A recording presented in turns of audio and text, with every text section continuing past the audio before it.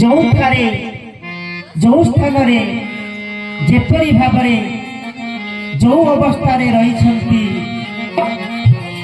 आपण माने दूर थाई भाव को निकट अभाव को दूर जी प्रकृत भावरी बंधा प्रभु प्रेमरी बंधा से निश्चित भाव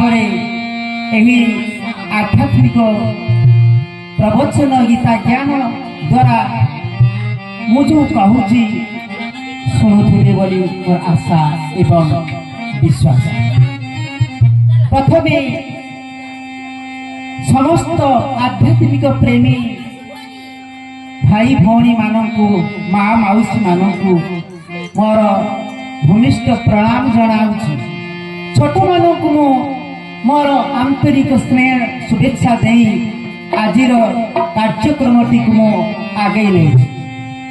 प्रथमे मु कहबी जे देवता कहा कह जाए आमे समस्ते कही था 33 कोटी देवादेवी मात्र से 33 कोटी देवता माने कुआड़े गले कौठारे रही एवं कौन करुछंती तांकर गुण किपरि थिला मु आपण मानक आगे व्याख्या करी। ये संसार रे चारि प्रकार